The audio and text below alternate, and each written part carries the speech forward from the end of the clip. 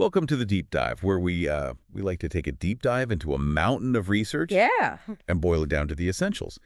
And today we are tackling cybersecurity. Absolutely.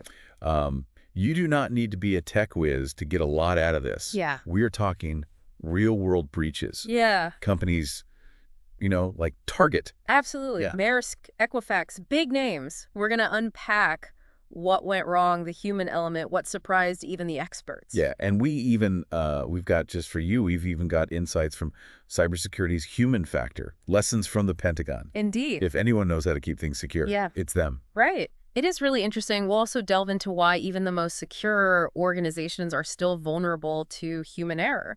What I think makes these cases so fascinating is they reveal patterns, universal patterns. Yeah. You know what? I think my favorite example of that is the Target breach. Right. And Autopsy of a Data Breach gives this amazing breakdown. You have this massive company brought down not by some super hacker in a hoodie in some basement, but by a vendor's weak password. Yeah, and I think what's crucial here is the domino effect this sets off. Right. It wasn't just one oversight. It gave the attackers a foothold. And from that single, compromised account, they escalated their privileges, they deployed malware, and that's how millions of credit card numbers got leaked. It's like leaving the key under the mat. Yeah. And being shocked that someone walked in. Yeah. But instead of your house, it's a company's entire network. That's a great analogy, and it highlights a blind spot for many. Right. We often focus so much on our internal defenses that we overlook the security of our partners, vendors, anyone with access to our systems. And that's, that's a weak link we can't afford to ignore. Makes you think twice about who you share data with. Yeah, absolutely. And speaking of weak links, let's talk about us humans. I was laughing and wincing reading Cybersecurity's Human Factor, Lessons from the Pentagon. Oh, yeah. Oh, my gosh. Some of the stories in there. The image of a staff officer holding the door for an intruder. Right. With a fake ID. Yeah. Simply out of politeness. It's hilarious and terrifying all at the same time. And it proves that even in the most high security environments, human nature can be a vulnerability. It's like our brains are wired to trust, to be helpful. Which cyber criminals, they're ready to exploit that. Absolutely. So how do we combat that? Well, we learn from the best, right? So the source actually outlines 6 principles of high reliability organizations. And these aren't just for the military. These apply to any business or really any organization that's serious about security. Hit us with them. What are these golden rules? Okay, so first up, you've got a preoccupation with failure, right? And I don't mean, punishing mistakes, but really dissecting them. Right. To understand how to prevent them in the future. And then there's reluctance to simplify, right? Complex problems, they need thorough understanding, not just these quick assumptions. So it's about fostering a culture of curiosity, vigilance. 100%. Not just blindly following a checklist.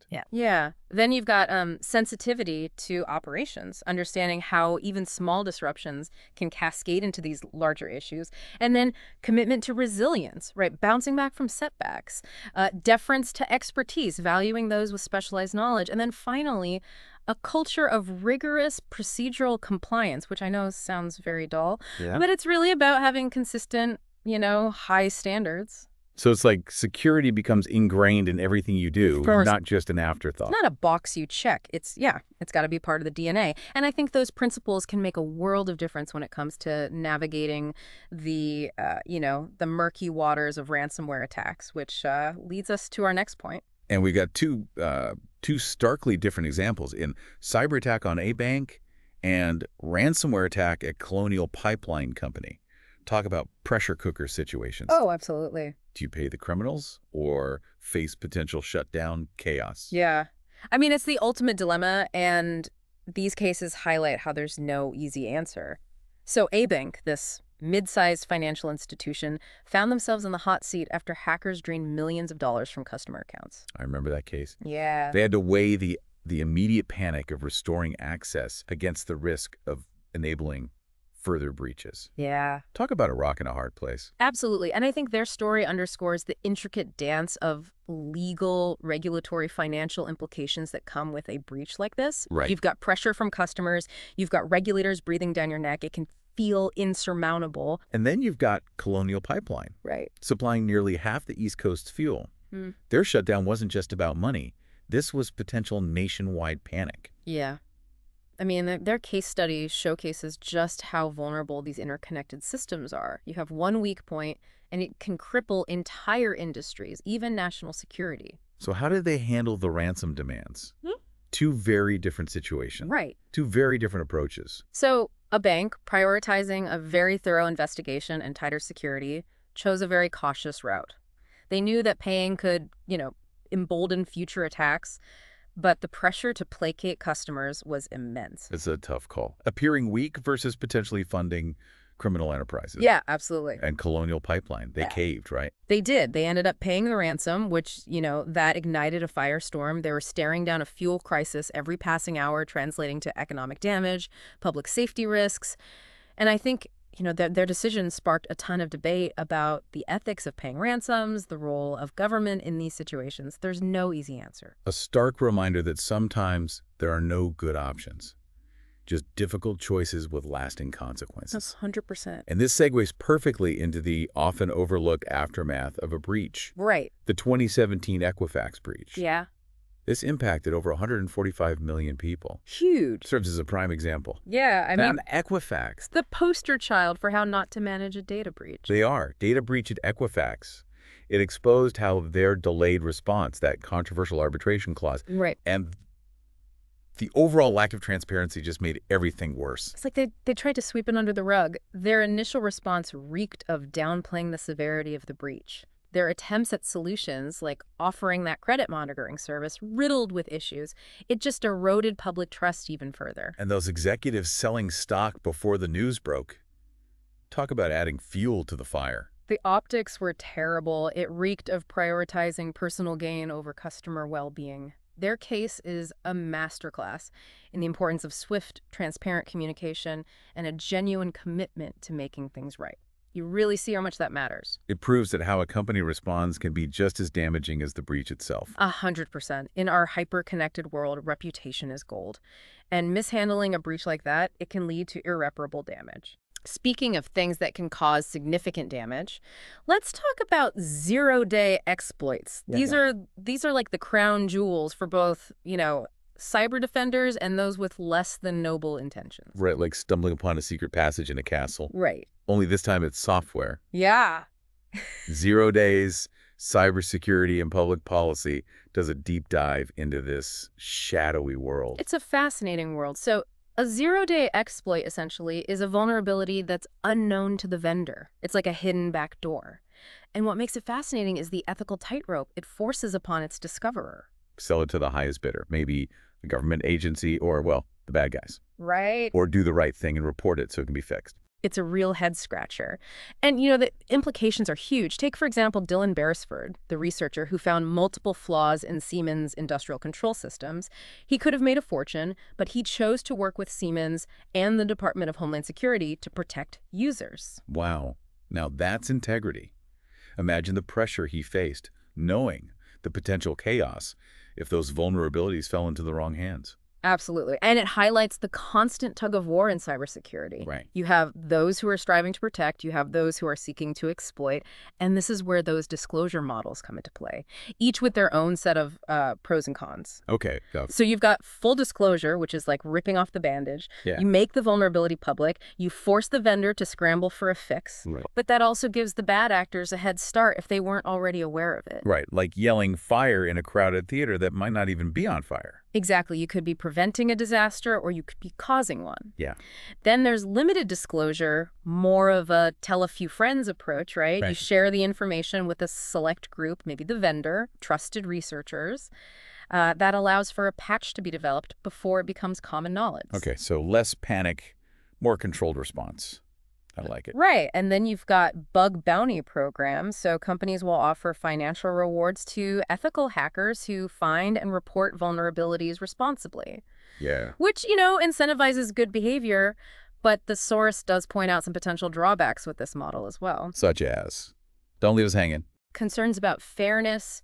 Are all researchers treated equally? How transparent are these programs? And could they potentially open companies up to lawsuits if a vulnerability is discovered and exploited before it's patched? So even with good intentions, the ethical waters can get a little murky. Exactly. Yeah. But despite the challenges, these disclosure models are crucial in the fight to secure our digital world. Absolutely.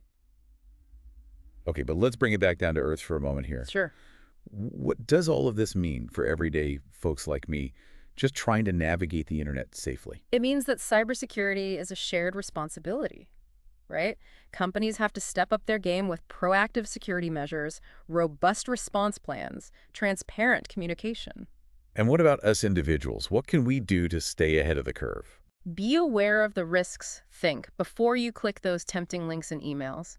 Be cautious about sharing personal information online. Right. And for the love, all that is good. Use strong, unique passwords and multi-factor authentication whenever possible. It's like that old saying, an ounce of prevention is worth a pound of cure. Absolutely. But let's be real. Even with the best defenses, breaches happen. So what's the next line of defense? You hit the nail on the head. It's about being prepared for when, not if, an attack occurs. And that's where incident response plans come in. Okay, break it down for us. What exactly does a good incident response plan entail? First things first, know your crown jewels. Identify your most critical assets. The systems and data that are absolutely crucial to your operations. Next up, develop a clear step-by-step plan for detecting, containing, and recovering from a breach. So it's like a fire drill for your digital world. Exactly. And just like those fire drills, you need to practice your plan regularly. Make sure everyone knows their roles and responsibilities. So when that alarm bell rings, you're not scrambling in the dark. And let's not forget about communication during those critical moments. Who needs to be looped in? What information needs to be shared? And how do you manage the message both internally and externally? You're absolutely right. Communication is key. You need to be transparent and proactive in communicating with everyone involved. Your employees, your customers, law enforcement regulators, the works. It's about managing the narrative and maintaining trust, even when you're in the middle of a crisis. Exactly, because how you communicate during a breach can have a lasting impact on your reputation and your bottom line. We briefly touched on the role of government and public policy earlier, but I think it's worth revisiting. Yeah. How do they factor into this complex cybersecurity landscape? Governments wear a lot of hats in this arena. They set cybersecurity standards, they regulate industries, they investigate cybercrime, they respond to large-scale attacks, and they even engage in their own cyber operations, which raises a whole host of ethical questions. Right, like the use of zero-day exploits for intelligence gathering. Exactly. It's a tricky balance between national security and potentially making everyone more vulnerable if those exploits fall into the wrong hands. It's a debate that's not going away anytime soon, and it highlights how cybersecurity is no longer just a technical issue. It's a geopolitical one with far-reaching consequences. So how do we find that balance, that sweet spot where we're taking cybersecurity seriously without stifling innovation and progress? It can't just be a game of whack-a-mole, can it? You're right. It's not just about reacting to the latest threat. It's about building a culture of security from the ground up. And that's a great segue into, okay, so we're talking about building a security-first mindset, not just throwing the latest tech at the problem. It reminds me of that Pentagon story where a polite gesture almost led to a major breach. Precisely. It's about fostering a culture of awareness and vigilance where everyone understands the importance of security without stifling collaboration and trust. Right, because you can't have innovation without a little bit of risk-taking.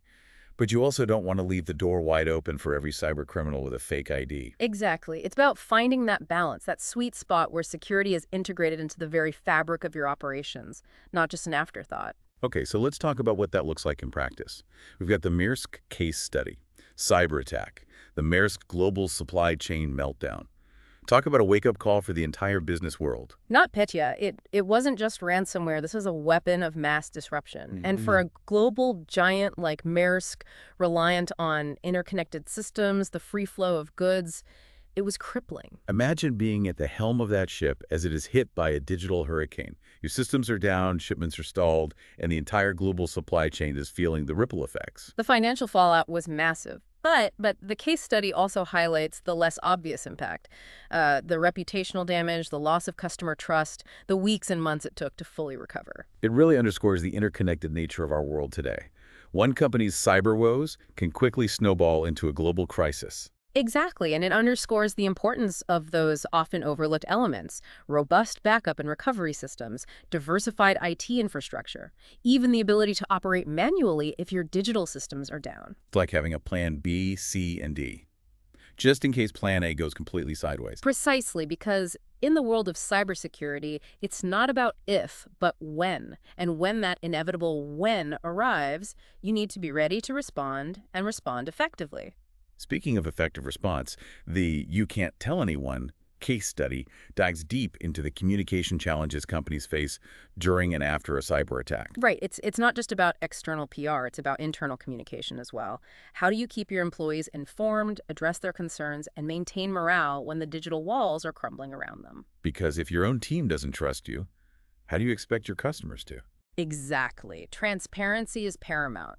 Employees need to feel like they're being kept in the loop, that their concerns are heard, and that management is being straight with them. It's about clear, consistent, and empathetic communication. No corporate jargon, no sugarcoating, just honesty and a plan of action. Right, because silence breeds speculation, and speculation breeds fear and distrust. It's amazing how quickly a cyber attack can morph into a full-blown communication crisis. Absolutely, and that's where having a well-defined communication plan is critical. Who says what, to whom, and when. It's like having a script ready to go, even though you hope you'll never have to use it. And don't forget about the tone of that script. During a cyber attack, emotions are running high. Fear, anger, confusion. Exactly. It's like that moment when the plane hits turbulence and everyone's looking to the flight attendants for reassurance. It's those critical moments where leadership communication really matters. Projecting calm, confidence, and a commitment to transparency can make all the difference. Because how you handle those early days and weeks can really set the tone for the entire recovery process. And ultimately, that recovery process is an opportunity for growth and improvement. Okay, I like that. Turning a crisis into a catalyst for positive change. But for someone just starting to wrap their head around all of this, it can feel overwhelming. Where do they even begin? Start with the fundamentals. What is cybersecurity? What are the different types of threats out there? Understanding the basics is like learning the rules of the road before you get behind the wheel of a car. Okay, so where can people go to learn these digital rules of the road? The National Institute of Standards and Technology, NIST, is a great resource. Their cybersecurity framework provides a solid foundation for understanding security principles and best practices. And I'm guessing there are organizations dedicated to this, right? Absolutely.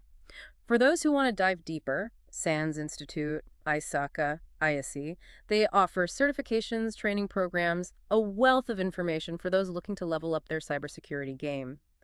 And don't underestimate the power of networking. Right, two heads are better than one, especially when those heads are full of cybersecurity knowledge. Exactly. Connect with other professionals online, attend industry events. The cybersecurity community is incredibly collaborative, always willing to share insights and support each other. It's like a digital neighborhood watch. Everyone looking out for each other. Okay, so we've covered a lot of ground here. But for those who are thinking, this sounds fascinating, maybe I should make a career out of it, what advice would you give them? Cybersecurity is a demanding but incredibly rewarding field. You're on the front lines, protecting organizations from digital threats. It's fast-paced, constantly evolving, and there's a real sense of purpose knowing you're making a difference. Plus, let's be honest, it's got a certain cool factor, right? Yeah. It's like being a digital detective, piecing together clues, outsmarting the bad guys. There's definitely that element to it, but it's not all Hollywood glam. It requires a unique blend of skills.